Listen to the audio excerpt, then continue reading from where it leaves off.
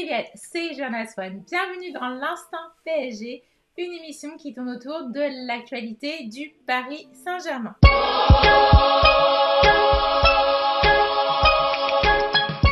Pour l'émission de ce jour, on va parler de la victoire du Paris Saint-Germain face à Leipzig en demi-finale, du parcours de Lyon, des différentes déclarations autour de la Ligue des Champions, la réaction de la France et de l'UEFA face à la victoire du Paris Saint-Germain en finale et en demi-finale aussi, la Ligue des Champions féminine et enfin on terminera avec la Ligue 1. Tout d'abord, bravo à Lyon qui ont réussi à faire sortir la Juventus et Manchester City, mais qui s'est fait sortir par le Bayern 3-0. C'est une sortie beaucoup plus propre que celle du Barça qui ont perdu 8-2. C'est dommage parce qu'il y avait eu un très bon début de match les 15 premières minutes et ils ont eu deux belles occasions ratées. Le problème avec le Bayern, il ne faut pas les laisser marquer en premier et quand vous avez une occasion, il faut automatiquement marquer, sinon ça vous joue des tours par la suite. Concernant le match PSG-Leipzig, on ne pouvait pas passer à côté de la titularisation de Paredes et de l'absence d'Icardi en tant que titulaire. Il n'est d'ailleurs même pas rentré durant le match. L'arbitrage, c'était un peu le même arbitre que des remontadas, donc des difficultés à mettre des cartons sur des fautes qui sont assez tranchantes. Le premier à recevoir une faute n'est d'autre que Presnel Kimpembe, notre Parisien. Mais bon, il en faut beaucoup plus pour empêcher le PSG de gagner 3-0 face à Leipzig et se qualifier pour les finales de la Ligue des Champions. Il y a eu beaucoup d'occasions de la part de Neymar et Mbappé qui étaient très créateurs sur le jeu. Il y a eu un hors-jeu, une main de Neymar sur une passe pour Mbappé, deux poteaux, mais le PSG est resté concentré sur tout le match. Le retour de Di Maria, malgré un manque de jeu, permet un but et deux passes décisives. Voilà. Ah oui, là c'était l'homme du match. Marquinhos, qui est confronté à son rôle de leader et de futur capitaine, a démarré en beauté dès le début de la rencontre en marquant le premier but. C'est Bernat, quant à lui, c'est 7 buts en Ligue des Champions, face justement à Naples, Liverpool, Manchester United, Dortmund et maintenant on peut rajouter Leipzig. Pour notre gardien Sergio Rico, on tient à souligner que c'est un clean sheet. Félicité par notre Navas qui était forfait pour cause de blessure. En effet, il a dû sortir au match précédent face à l'Atalanta Bergame. Donc c'est le collectif qui a permis cette victoire au PSG. On peut remercier Neymar, notre leader, qui a tiré l'équipe vers le haut. Place aux différentes déclarations. On va commencer par la déclaration de Pierre Ménès. Moi, je veux bien qu'on ramène toujours tout à l'argent avec le PSG et les vilains qataris, mais l'état d'esprit, la mentalité ne s'achètent pas. Merci Pierrot pour les anti-parisiens. Kylian Mbappé, après le match en conférence de presse, a déclaré « On s'amuse, on prend beaucoup de plaisir. Je pense aussi qu'on s'est amélioré dans notre rapport aux autres. On est moins centré sur tous les deux, en parlant de lui et de Neymar. On a su créer un contexte où on se soucie plus des autres parce qu'on a compris que c'est avec les autres qu'on va réussir à gagner et on ne va pas gagner qu'à deux. » Donc l'importance du collectif et d'une certaine maturité de Mbappé. Une autre déclaration, cette fois-ci sur Twitter, c'est Raymond Domenech qui dit « Bizarre ces équipes qui modifient leur philosophie après Manchester United et les choix de Guardiola. C'est Leipzig qui se cantonne en défense et attend. Cela ne ressemble pas à une équipe allemande. Les Parisiens n'en demandent pas tant pourvu que rien ne change. » Donc Fernandez répond « Fais-moi plaisir, arrête de critiquer ces entraîneurs étrangers qui méritent tout le respect pour leur travail malgré leur choix tactique. Eux au moins, ils font descendre les joueurs des bus pour aller s'entraîner. » Petite pique à Domenech, puis la référence à la Coupe du Monde 2018 en Afrique du Sud, où les joueurs ont décidé de faire la grève de l'entraînement. Soutien à Anelka, ils n'ont pas voulu aller s'entraîner. Je tiens à préciser que le parcours de Domenech n'est pas glorieux.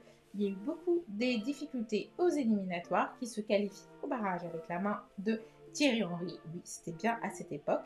Domenech, avec sa bouche bien parlante, oublie qu'il a été éliminé au 3e match en Coupe du Monde d'Afrique. Je tiens aussi à préciser que Domenech, c'était le 17 juin 2008, suite à l'élimination de la France à l'Euro, n'a d'autre mieux que de faire qu'une demande au mariage à Estelle. Petit rappel. Concernant les autres déclarations, il y a aussi celle de Benjamin Pavard. La déclaration était très courte sur TF1, mais si vous regardez sur RMC, était beaucoup plus longue et il confie sa détermination à gagner face au Paris Saint-Germain. Il faut savoir qu'il revient de blessure et donc il a fait qu'une partie du match et il pourrait être titulaire justement ce dimanche. La France en finale en Ligue des Champions, est-ce qu'ils ont un soutien de toute la France? La réponse est bien sûr négative. C'est la 5e équipe française en Ligue des Champions. Monaco, c'était en 2003. Mais bien sûr, le PSG ne peut compter que sur lui. Si on parle de soutien français pour justement la finale, ce serait plutôt en tant que joueur. On va soutenir Lucas Hernandez, Tanguy Kouassi, Benjamin Pavard, Kingsley Coman, Michael Cuisance, Corentin Tolisso, qui sont justement des joueurs au Bayern de Munich. Peut-être qu'on va moins soutenir Kylian Mbappé ou Presnel Kimpembe, par exemple, qui sont au Paris Saint-Germain. Autre chose, quand on parle du Paris Saint-Germain et des victoires, il faut faire attention à la une de l'équipe qui parle des gardes à vue des supporters parisiens sur les champs et au Parc des Princes, mais petit amalgame qui a été rectifié par les COP qui, eux, précisent que certes, il y a eu des gardes à vue qui ont été faits sur les champs, mais pas au Parc des Princes et se plaignent justement des titres douteux de l'équipe. On va dire que le PSG n'a pas de chance, pas de ballon d'or cette année. C'est bien dommage parce que le PSG avait une chance, par exemple avec Neymar, de voir s'il pouvait avoir un ballon d'or, vu que le parcours de Cristiano Ronaldo et de Messi n'était pas très concluant en Ligue des Champions cette année.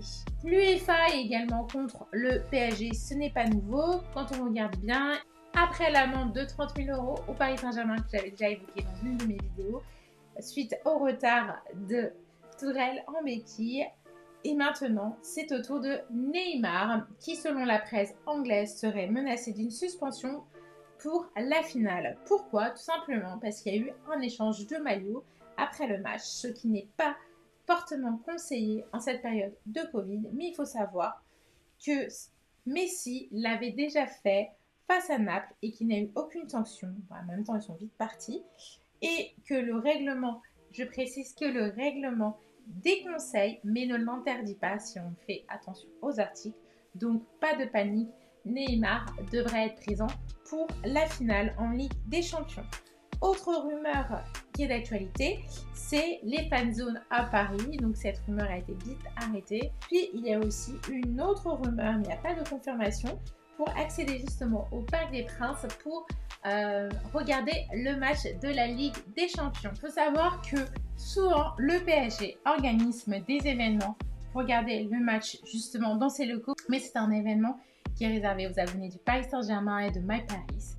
Et lorsqu'on parle de 15 € plus repas, je reste un peu sceptique sur cette info, surtout avec le prix annoncé à 15 €, donc affaire à suivre.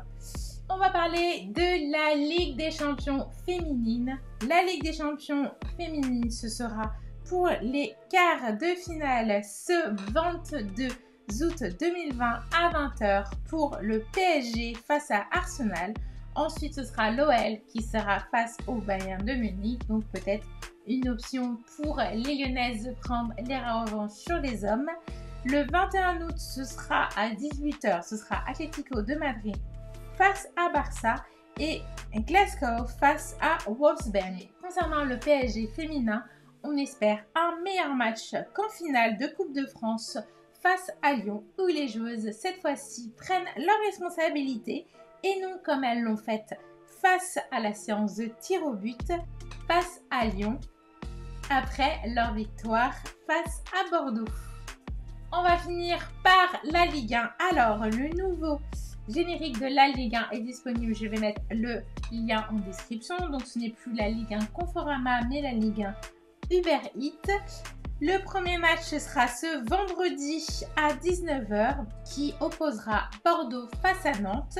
Les finalistes et demi-finalistes commenceront par la deuxième journée puisque leur première journée est remportée suite à la demi-finale. Donc Lyon sera face à Dijon à domicile le 28 août à 21 h. Et pour le PSG, ce sera un déplacement à Lens le 29 août à 21 h. Pour le retour au Parc des Princes pour les matchs de Ligue 1, ça sera donc le 13 septembre face à l'Olympique de Marseille. Je vous laisse imaginer une présentation de la Coupe de la Ligue des Champions face à nos éternels rivaux. Le 23 août 2020, le PSG devait rencontrer FC Metz à 21 h. Même jour, même date que la Ligue des Champions. On sent que la LFP avait confiance en Paris pour aller loin en Ligue des Champions. Donc bien sûr, ce match est reporté le 19 septembre à 16 h. Je vous remercie d'avoir regardé cette vidéo dans son intégralité. Je vous dis à très bientôt pour un prochain numéro de l'Instinct PSG. Allez, Paris Saint-Germain, on espère que vous allez nous rapporter une coupe de plus cette année afin de ne pas s'arrêter à un simple quadruplé. Allez, le Paris Saint-Germain. Ô ville lumière, sans la chaleur de notre cœur, vois-tu notre ferveur quand nous marchons près de toi dans cette quête, chasser l'ennemi, enfin pour que nos couleurs brillent encore.